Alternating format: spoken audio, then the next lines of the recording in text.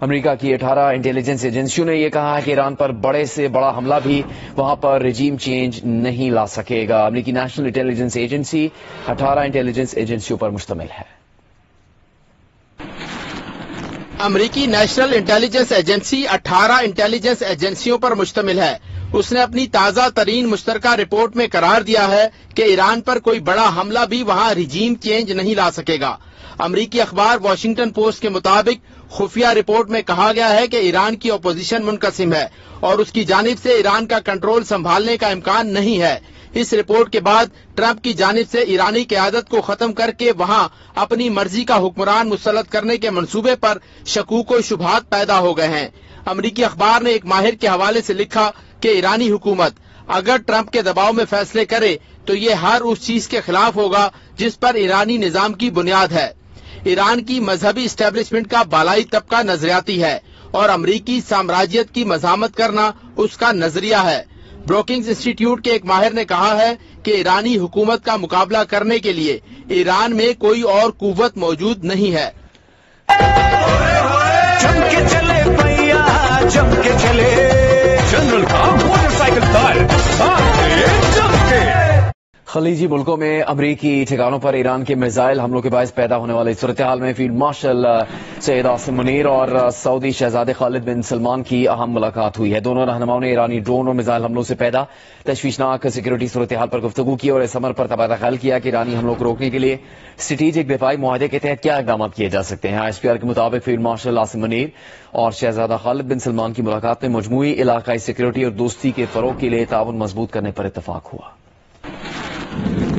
خلیجی ملکوں میں امریکی ٹھکانوں پر ایران کے میزائل حملوں کے باعث پیدا شدہ صورتحال میں فیلڈ مارشل عاصم منیر اور سعودی شہزادے خالد بن سلمان کی اہم ملاقات ہوئی۔ دونوں رہنماؤں نے ایرانی ڈرون اور میزائل حملوں سے پیدا تشویشناک صورتحال پر گفتگو کی اور اس امر پر تبادلہ خیال کیا کہ ایرانی حملوں کو روکنے کے لیے اسٹریٹجک دفاعی معاہدے کے تحت کیا اقدامات کیے جا سکتے ہیں۔ ISPR کے مطابق فیلڈ مارشل عاصم منیر اور شہزادہ خالد بن سلمان کی ملاقات میں مجموعی علاقائی سیکورٹی اور دوستی کے فروغ کے لیے تعاون مضبوط کرنے پر اتفاق ہوا۔ ملاقات میں ایرانی حملوں پر بات کرتے ہوئے اس بات پر زور دیا گیا کہ بلا وجہ جہریت خطے کی سیکورٹی اور استحکام کے لیے خطرہ ہے۔ بلا وجہ حملے نہ صرف امن کے لیے مذاکرات کے امکانات کو محدود کرتے ہیں بلکہ بحران کو بڑھاتے ہیں۔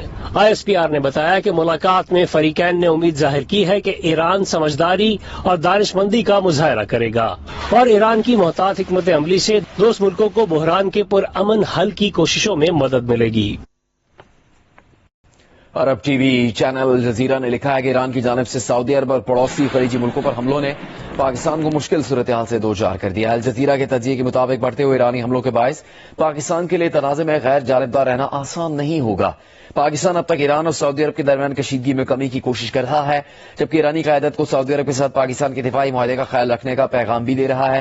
تجزیہ کاروں کے مطابق فی الحال اسلام آباد کا سب سے مضبوط کار سفارتکاری ہی ہے، لیکن اگر سعودی توانائی تنصیبات اور انفراسٹرکچر پر حملے بڑھتے ہیں تو سعودی عرب پاکستان سے دفاع میں تعاون کا کہہ سکتا ہے۔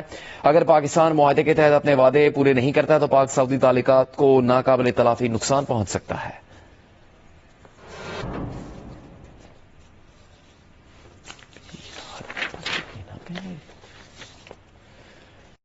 ایک بار پھر آپ کو بتائیں گے کہ امریکی صدر ڈونلڈ ٹرمپ اور ایرانی صدر مسعود پزشکیان کے درمیان کس طرح کے بیان بازی کا مقابلہ جاری رہا ہے۔ ایرانی صدر نے حملوں کا نشانہ بننے پر پڑوسی ملکوں سے معذرت بھی کی۔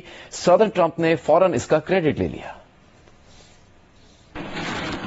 ایرانی صدر مسعود پزشکیان نے ایرانی حملوں میں نشانہ بننے والے پڑوسی ملکوں سے معذرت کر لی۔ ٹیلی ویژن پر نشر خطاب میں انہوں نے کہا کہ کمانڈر نہیں تھے، اس لیے ایرانی مسلح افواج نے از خود فیصلے لیے تھے۔ اب عبوری قیادت کونسل کا فیصلہ ہے کہ ایران کسی پڑوسی ملک پر اس وقت تک حملہ نہیں کرے گا جب تک اس ملک کی سرزمین سے ایران پر حملہ نہ کیا جائے۔ امریکی صدر ٹرمپ نے صدر پزشکیان کی اس معذرت کا کریڈٹ خود کو دیتے ہوئے کہا کہ ایران مسلسل امریکی اور اسرائیلی حملوں کی وجہ سے اس معذرت پر مجبور ہوا۔ ایران بری طرح مار کھا رہا ہے۔ ٹرمپ نے کہا کہ آج ایران پر بڑا حملہ کیا جا سکتا ہے۔ ایران کی پارلیمانی قومی سلامتی کمیٹی نے ایک بیان میں کہا کہ خامنئی کے قتل کا بدلہ لینے تک دشمنوں کے خلاف جنگ جاری رہے گی۔ سوشل میڈیا پر بیان میں ایرانی صدر مسعود پزشکیان نے کہا کہ ایران علاقائی ریاستوں سے دوستانہ دوستانہ تعلقات کا خواہاں ہے، لیکن یہ خواہش امریکہ سے مقابلے میں ایران کے حق دفاع کی نفی نہیں کرتی۔ ایران نے دوست ہمسایہ ملکوں پر نہیں بلکہ وہاں موجود امریکی فوجی اڈوں پر حملے کیے ہیں۔ ایرانی صدارتی دفتر کے نائب ترجمان نے ایک بیان میں کہا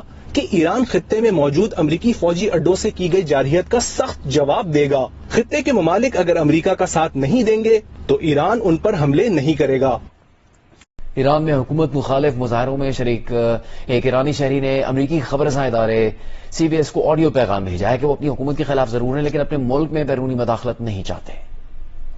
I was in the protest, but I am not going to allow anybody else to come and destroy my homeland because I am against my government. It's my problem. I cannot stand that.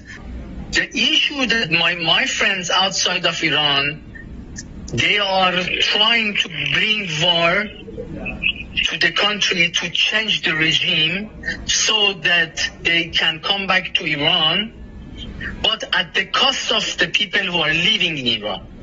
Even when you sleep, you don't know what will happen tomorrow or even what will happen during the night. I was forced to leave Tehran. Why I was forced to do that? They dropped bomb on this. They attacked this part of the city. Oh, let me call my uncle. Maybe they are living in that region. Let me call my aunt. Are they alive? This is not a situation that brings peace. It's really scary. Yes, we have problem. We have serious problem. But I am not going to resolve those problems with damaging my country.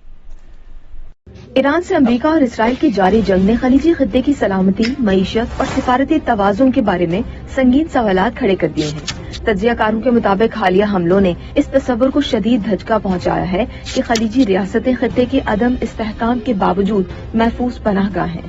Reports کے مطابق ایران کے drone اور missile حملوں کے باعث خطے کی کئی شہروں میں خوف و ہراس کی صورتحال پیدا ہو گئی ہے۔ خلیجی ممالک کے رہائشی میزائل دفاعی نظام کی آوازوں کے درمیان گھروں میں پناہ لینے پر مجبور ہوئے، جبکہ فضائی حدود بند ہونے سے سفر بھی شدید متاثر ہوا، خاص طور پر ابوظہبی، دبئی اور ریاض جیسے بڑے معاشی مراکز جو طویل عرصے سے خود کو محفوظ اور مستحکم کاروباری مراکز کے طور پر پیش کرتے رہے ہیں، اب براہ راست خطرات کا سامنا کر رہے ہیں۔ رپورٹس کے مطابق ایرانی حملوں کے نتیجے میں ہوائی اڈوں، بندرگاہوں اور اہم تنصیبات کو نشانہ بنایا گیا، جس سے سیاحت اور کاروباری سرگرمیوں کو شدید دھچکا پہنچا ہے۔ کئی مالیاتی منڈیاں عارضی طور پر بند رہیں، جبکہ شہری ضروری اشیاء ذخیرہ کرنے کے لیے قطاروں میں نظر آئے۔ توانائی کی سپلائی کو بڑا دھچکا۔ خطے کی معیشت کو سب سے بڑا دھچکا توانائی کی سپلائی میں رکاوٹ سے لگا۔ آبنائے ہرمز کی بندش اور قطر کی گیس کمپنی کی LNG سرگرمیوں کی معطلی نے عالمی توانائی مارکیٹ میں شدید ہلچل پیدا کر دی ہے۔ رپورٹس کے مطابق عراق نے تیل کی پیداوار کم کر دی ہے، جبکہ سعودی عرب کو اپنے خام تیل کے راستے تبدیل کرنا پڑ رہے ہیں۔ اسی دوران فجیرہ پورٹ کے قریب سینکڑوں آئل ٹینکرز محفوظ راستے کے انتظار میں کھڑے ہیں۔ ایران سے تعلقات کا مستقبل۔ تجزیہ کاروں کا کہنا ہے کہ اس جنگ نے خلیجی ممالک اور ایران کے درمیان اعتماد کو شدید نقصان پہنچایا ہے۔ گزشتہ برسوں میں خلیجی ممالک ایران کے ساتھ تعلقات میں نرمی لانے کی کوشش کر رہے تھے، مگر حالیہ حملوں نے اس عمل کو تقریباً ختم کر دیا ہے۔ ماہرین کے مطابق اگرچہ جنگ ختم بھی ہو جائے تو بھی خلیجی ریاستوں کی سیکیورٹی پالیسی اب زیادہ محتاط اور سخت ہو سکتی ہے، اور خطہ ایک ایسے دور میں داخل ہو سکتا ہے جہاں اقتصادی ترقی کے ساتھ ساتھ سیکیورٹی خدشات بھی مرکزی حیثیت اختیار کر جائیں گے۔ تجزیہ کاروں کا کہنا ہے کہ موجودہ بحران نے خلیج کی اقتصادی ماڈل، توانائی کی سلامتی اور علاقائی سفارتکاری کو غیر یقینی صورتحال سے دوچار کر دیا ہے، اور ممکن ہے کہ یہ جنگ خطے کی سیاست اور معیشت کو طویل عرصے تک متاثر کرے۔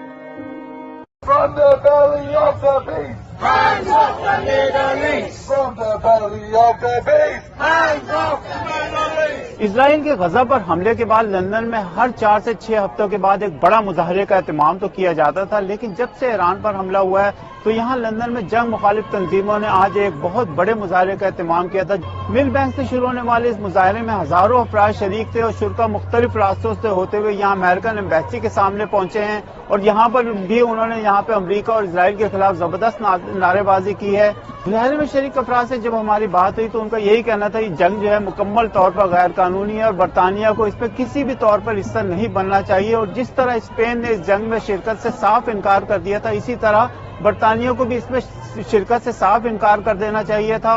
Illegal. There is no defence under international law striking a country because you're worried that they might attack you at some point in the future. We're here to stand in solidarity with Iran against the imperial Zionism attacks on its people. The British government's claims to support defensive action are untrue. I think they are striking and getting involved supporting US and Israeli strikes. Unacceptable that the US, the Epstein class in the US, decided to launch the war of aggression against the people of Iran. I heard what Trump said. He said, I will choose the supreme leader of Iran. But we are here to tell you that the supreme leader of Iran will be chosen by the Iranian people. واضح ہے کہ جو ایران کے اطراف میں ممالک ہیں، خلیجی ممالک، ان پر تو وہاں پر تو ڈرونز گر رہے ہیں، لیکن برطانیہ میں تو کوئی ڈرونز نہیں پہنچا. لیکن اس جنگ کے جو اثرات ہیں وہ یہاں پر ضرور محسوس کیے جا رہے ہیں، اور وہ مہنگائی کی صورت میں. کیمرہ مین نصیر احمد کے ساتھ سعید نیازی، جیو نیوز، لندن.